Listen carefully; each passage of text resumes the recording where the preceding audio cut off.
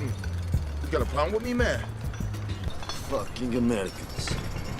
Don't talk too much. When I get that ass... Here it comes.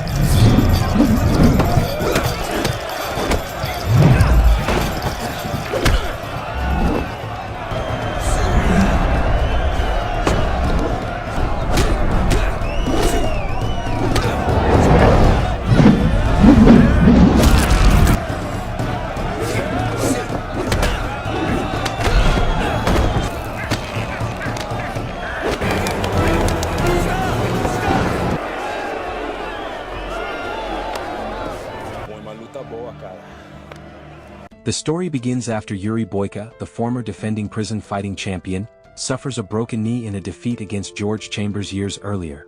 Because of this serious injury, the once feared Boyka is now looked down upon, even despised by Markov and the guards, who reduce him to working as a prison janitor. Although Boyka is no longer an active fighter, mixed martial arts matches continue at Kornakomi prison, with Vladimir Sikov reigning as the strongest competitor, backed by Gaga, the mafia boss who once promoted Boyka and Chambers.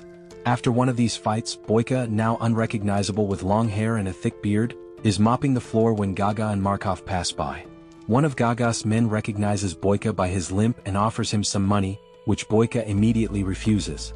Meanwhile, Gaga has expanded his business into an international prison fighting tournament, the Prison Spets competition, where top fighters from prisons worldwide compete for the ultimate prize: cleared criminal records and early release. When Gaga informs Boyka that the preliminary rounds will take place at Kornakomi, Boyka expresses his desire to enter, especially since his parole request has been denied. Gaga, however, refuses, believing Boyka's knee won't allow him to fight.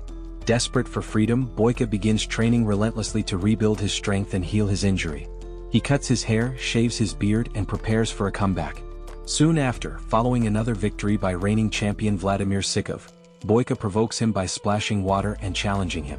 Enraged, Sikov accepts.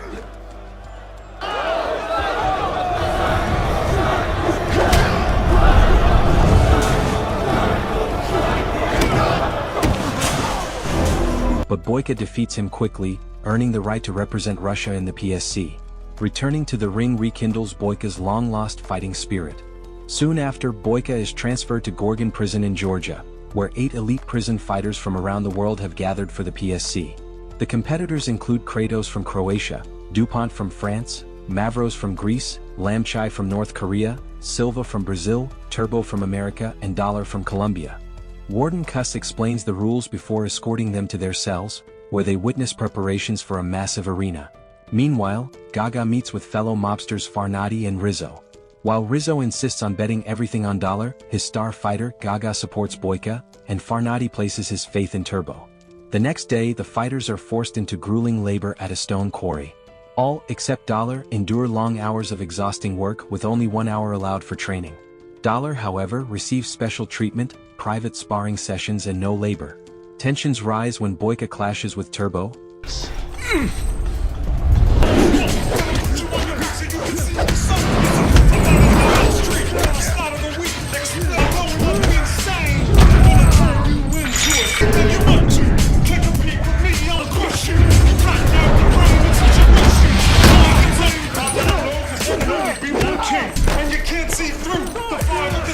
accusing him of talking too much and doing little. Later, during training, Warden Cuss secretly provides Dollar with performance-enhancing drugs. The tournament begins.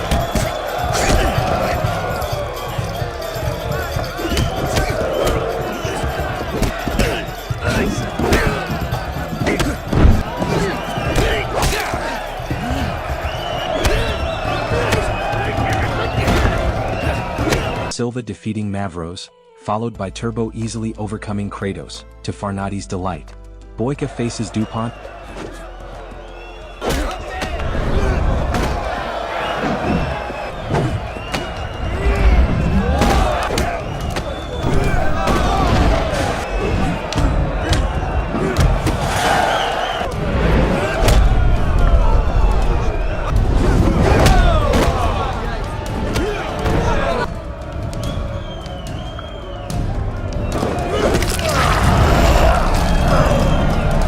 And wins, regaining the respect of Markov, the guards and fellow prisoners. Dollar then defeats Lamchai, quickly advancing to the next round. Boyka, Turbo, Dollar, and Silva all secure semi-final spots. However, the losers are not sent home but instead executed under Cuss's orders. Boyka and Turbo then expose the unfair treatment in the prison, particularly Dollar's privileges. Gaga and Farnadi confront Cuss but are met by Rizzo, who reveals that the tournament is rigged for maximum profit. The forced labor weakens fighters so Dollar can win. Rizzo urges everyone to bet on Dollar, promising double returns. Both Gaga and Farnadi reluctantly agree, though they betray their earlier loyalty. Despite ongoing quarrels, Boyka and Turbo gradually develop trust, channeling their training into the hard labor itself. Turbo discovers Boyka's lingering knee injury and offers him herbal medicine for pain relief. In turn, they open up about personal motivations. Turbo's tattoo honors his children, while Boyka explains that his gift from God is fighting and he must honor it.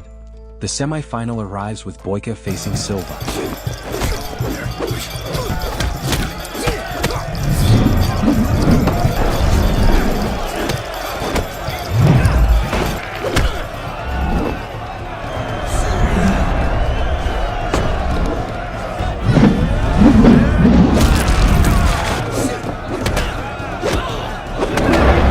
In a fierce match, Boyka secures victory with a triangle choke.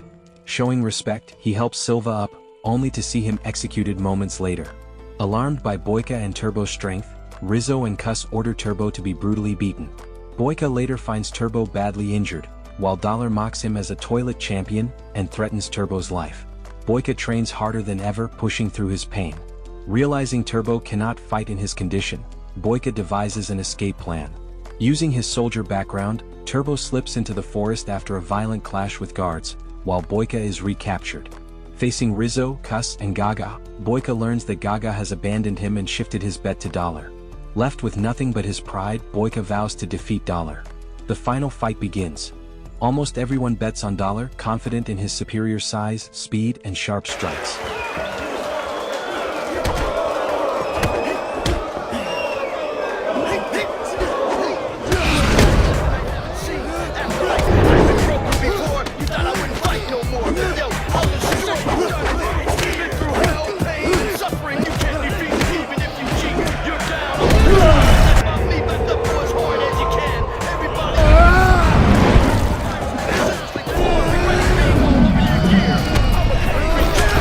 Dollar targets Boyka's injured knee, crippling him further.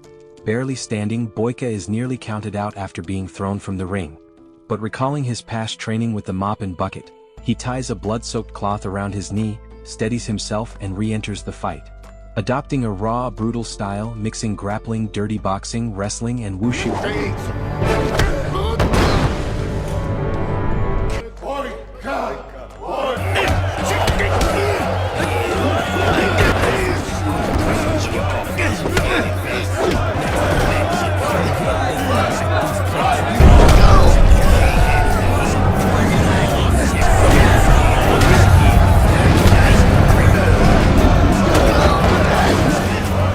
Comes Dollar, ultimately breaking his jaw and silencing all doubts.